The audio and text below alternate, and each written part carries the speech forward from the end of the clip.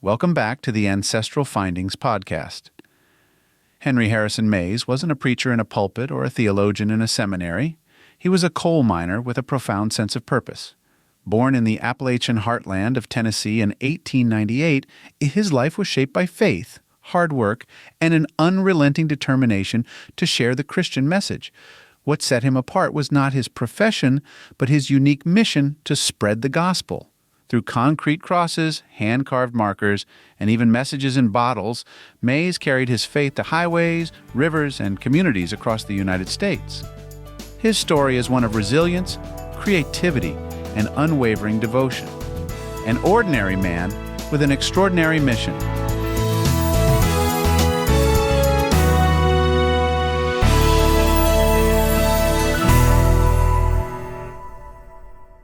Born on February 8, 1898 in Fork Ridge, Claiborne County, Tennessee, Henry Harrison Mays was the second of 7 children. His parents, Louis Elvin Mays and Melinda Akafina Hopper Mays, were hard-working individuals who relied on the coal industry to sustain their family. The Mays family's deep connection to the coal fields, which provided both livelihood and community, shaped Henry's early years. At the age of 14, Henry joined his father and brothers in the mines. The harsh working conditions of the coal fields exposed him to the difficulties of life, but also instilled in him a remarkable work ethic. It was during these formative years that Henry began to feel the stirrings of a spiritual calling. In 1909, a tent revival held in the Tennessee hills left a lasting impression on him. The fervor of the preaching and the sincerity of the gathering ignited a spark of faith that would eventually define his life.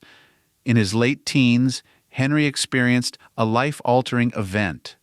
A mining accident left him critically injured and fighting for his life. During his recovery, he vowed to dedicate himself to spreading the Christian message if he survived. Against all odds, Henry recovered, and he kept his promise. He began his mission by painting Bible verses on rocks, fences, and wagons, using these as tools to share his faith. As he refined his approach, Henry transitioned to crafting concrete crosses and heart-shaped markers inscribed with messages such as, "Prepare to meet God," and "Jesus is coming soon." These became his signature creations, and his work soon spread throughout the Appalachian region. Henry's dedication to his mission extended into the process of creating these markers. In his backyard, he constructed wooden molds for the concrete. He poured and mixed the concrete himself, taking care to inscribe each piece with a meaningful message before it's set. Once completed, the markers were often heavy and cumbersome to transport. Henry loaded them onto his truck or trailer, sometimes enlisting the help of friends and family to install them.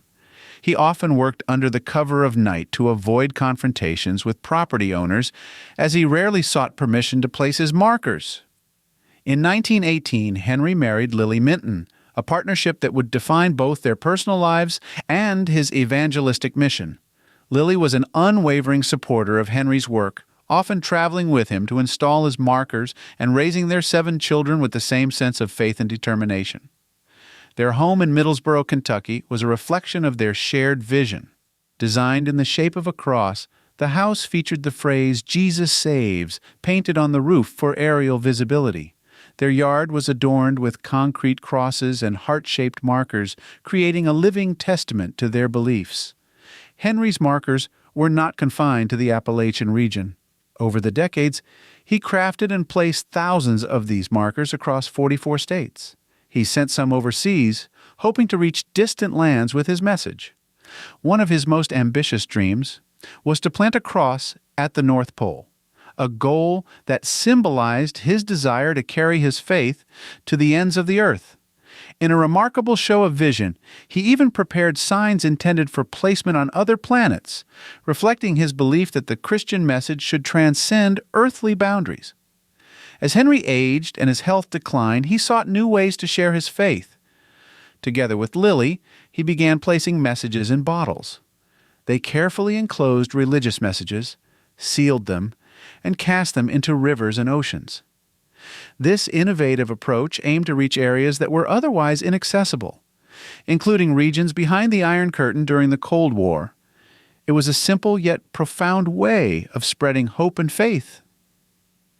Throughout his life, Henry balanced his evangelistic work with a full-time career in the coal mines, where he worked for 43 years.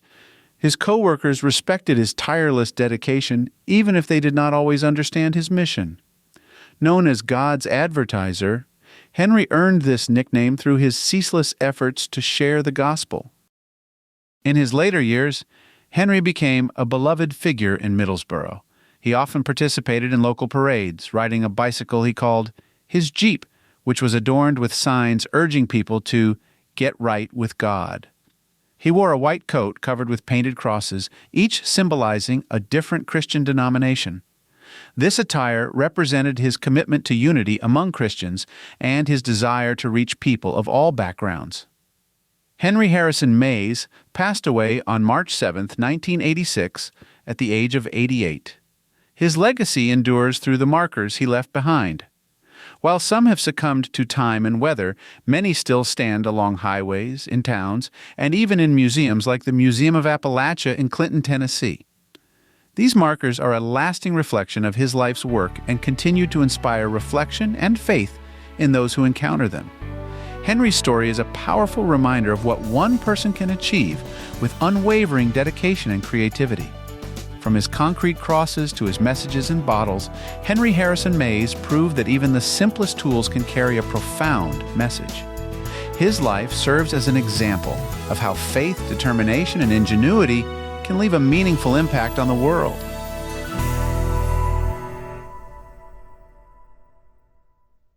Thanks for spending time with me on the Ancestral Findings podcast. I always enjoy sharing these stories, tips, and discoveries with you.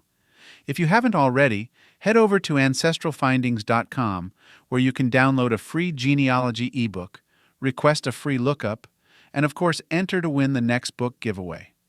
It's been an incredible journey together since 1995, and your support through these past 29 years means more to me than words can express. I'm so grateful for this wonderful community of genealogy enthusiasts who continue to inspire me every day. Keep up the great work on your family history research, and may your next find be as exciting as your first. Thank you again for being part of this journey, and as always, happy searching.